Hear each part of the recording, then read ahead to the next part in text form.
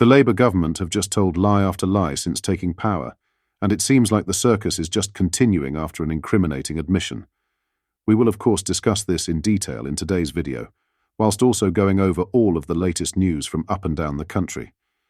Since Labour have taken power, they have spoke endlessly about this £22 billion black hole that was reportedly discovered by Rachel Reeves. Reeves has been in the headlines this week after it was revealed she had to been claiming allowances on energy from taxpayers to heat her first and second home, all whilst being at the forefront of cutting the winter fuel allowance for pensioners. Now Reeves and the UK Treasury is refusing to provide key details of the £22 billion fiscal black hole that Reeves claims to have discovered, with officials insisting they need more time to ensure the figures are accurate.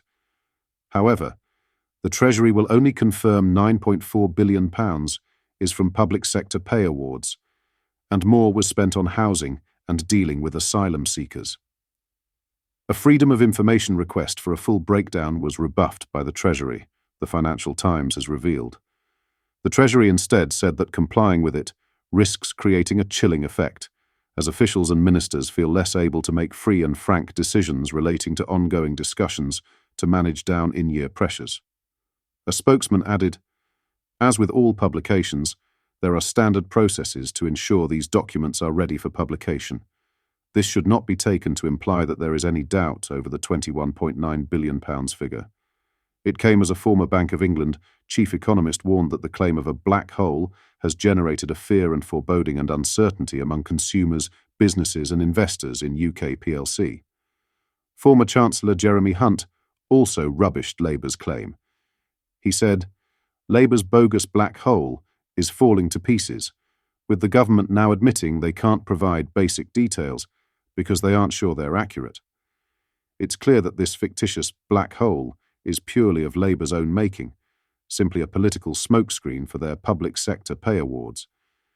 The public won't be fooled by this shameless pretext for tax rises. Reeves is really out of her depth and is just tripping over at every hurdle." In other news, Sadiq Khan has hinted at sending bailiffs to chase almost £400 million in unpaid ULEZ fines.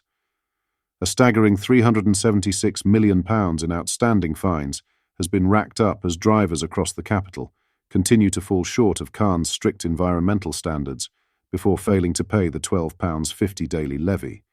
The blow to finances comes as Transport for London's debt exceeds £450 million. Tory Assembly member Neil Garrett quizzed Khan on how he could look to return the cash. He asked the mayor, "Are we going to see bailiffs knocking on people's doors?" Khan stressed all options would be considered and claimed it was important that TfL recovers the money. "If you break the law, you break the law and action should be taken," he said.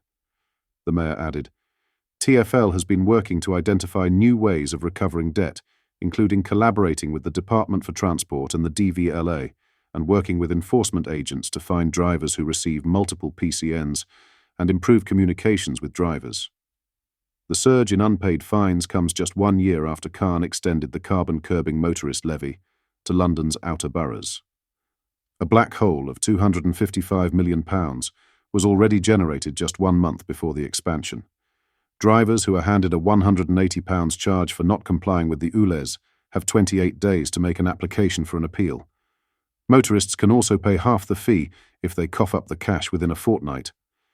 Those who do not pay at all will see their fine rise to £270. However, Khan stressed 96% of vehicles in London were now ULEZ compliant. He also claimed a mere 0.27% of drivers received a fine. The London mayor had already taken measures to clamp down on ULEZ fine evaders. Khan gave firms £151.8 million in lucrative contracts to track down drivers who fail to pay ULEZ penalties and other road fines. He briefed 4 companies to chase motorists who are dodging the levy, with firms listing persistent evaders. Debt collectors were also instructed to go after those who fail to pay parking tickets, the congestion charge and other motoring fines. In other news, Prince Harry has issued a fresh statement ahead of his 40th birthday. The Duke of Sussex plans to celebrate his 40th birthday on Sunday with his family in California, before heading off on a break with a group of his closest friends. Speaking ahead of his birthday, Harry said, "I was anxious about 30. I'm excited about 40. Whatever the age, my mission is to continue showing up and doing good in the world." The Duke also spoke about the importance of his children, Prince Archie, 5, and Princess Lilibet, 3. He continued to tell the BBC, "Becoming a father of 2 incredibly kind and funny kids has given me a fresh perspective on life, as well as sharpening my focus in all my work. Being a dad is one of life's greatest joys and has only made me more driven and more committed to making this world a better place." His statement ended on a positive note. Bring on the next decade. The past 10 years have been a turbulent time for Prince Harry, filled with significant change. He turned 30 in 2014, after returning from his second tour with the British Army in Afghanistan. He previously revealed in his memoir he had been going through a bad moment after he returned, suffering periods of lethargy and terrifying panic attacks. Prince Harry founded the Invictus Games the year he turned 30, which he has previously said was his response to the shock of seeing casualties in the war and his feeling that the public was not fully aware of the reality of the conflict. Also, a few months before he turned 30, he and his then-girlfriend Cressida Bonus split up. Prince Harry, who is 5th in line to the throne, met Meghan in 2016 and moved from the UK to California in 2020, leaving behind his life as a working royal. The Invictus Games will return to the UK in 2027, when Birmingham hosts the Games. He's described it to me as his first child.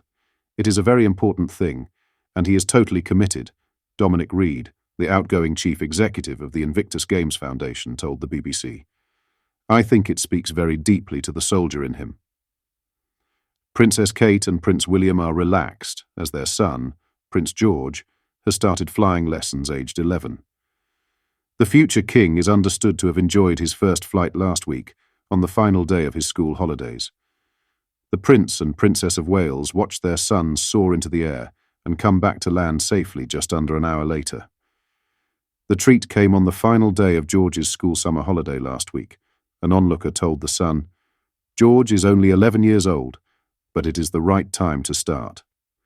The royal family has a proud tradition of flying, and it looks like George is next in line. His parents watched George take flight from the safety of the ground, but he flew with an instructor and loved it. William and Kate, both 42, had turned up in a 3-car convoy at White Waltham Airfield near Maidenhead, Berks, a 20-minute drive from their Windsor home. George's late great-grandfather, Prince Philip, trained at the same airfield.